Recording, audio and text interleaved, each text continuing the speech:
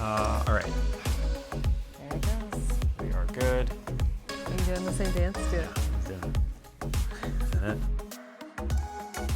Okay, I want to address something and talk a little bit about something that people are often surprised to hear me say, and that is that every decision should not be a financial one. And I think that people just assume that because I talk about money a lot, that every decision I make should be a money decision. Like that should be the number one factor in the decision.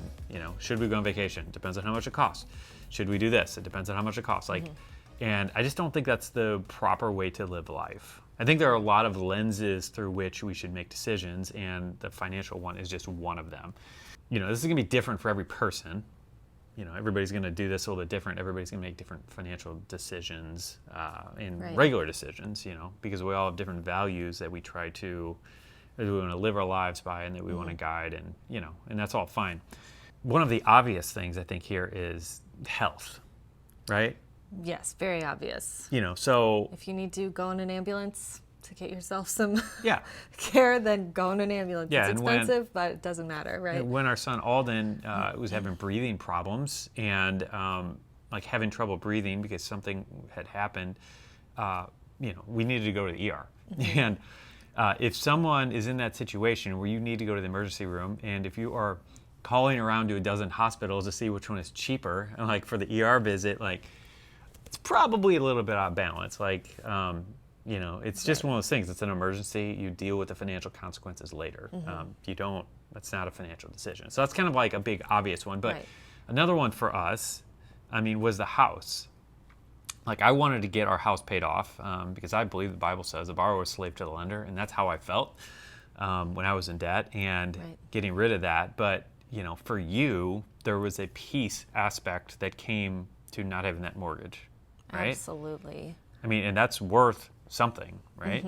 Oh, yeah, for sure. And I mean, talk about the other side of this, because I didn't realize that this was a thing, but Well, yeah, not it's always... like if you look mathematically, paying off your mortgage early is almost always not the best mathematical thing, particularly when mortgage rates are so low, you know, so which is the case now. And, you know, you could argue that you could invest that money and make more. And, you know, the other part is the tax benefit you get for mortgage interest. And, you know, so there's a lot of reasons why a lot of financial experts will say you shouldn't pay off your mortgage early. My accountant was on me really hard about this and didn't want me to do it. I'm like, dude, you don't get it. Like, it's not, it's okay. I understand. This isn't a math problem though, you know? Right. This is a, you know, this is the whole point of this video, is that there are many lenses through which to make a decision. And the financial one should be considered, but it's not the only one. Yes. Right? Yes. I mean, we've talked about this a lot before, but another one for us is vacations and kind of getting away, getting a break, which you can spend a whole lot of money doing that. And of course, what's great is that there are so many ways to travel for less. And that's kind of been one of our secrets of being able to travel as much as we have. We'll have a little video linked above with our secret sauce if you want to check it out. But even still, I mean, the food costs a lot of money. Even if we can fly for free and even maybe stay for free or close to free, the food costs a lot more money. You know, if you're driving, the gas money and all that stuff. And all of that has to be factored in, but... Yeah, this is one of those things with my parents. You know, I grew up, we had a good number of years where we struggled financially in one way or another.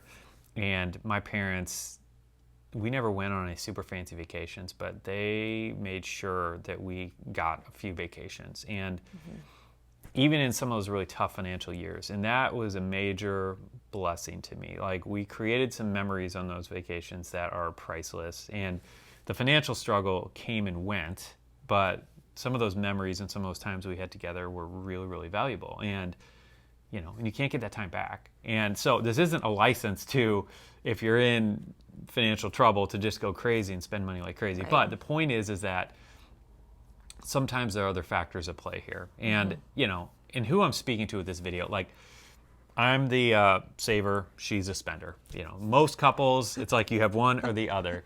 And I'm talking really to other savers like myself. I'm not talking to the spenders. Like, she doesn't need more license to spend. I don't.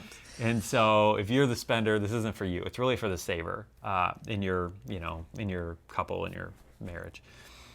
But for the savers like myself, it's easy to fall into the trap of thinking, finances aren't great, so we're not going to go on a vacation for the next 10 years. And I don't know. I don't think that is the only way to make the decision. I think there's more at play. I think that's also a great way to just kind of be at odds and kind of be butting heads a little bit if there is a spender and a saver.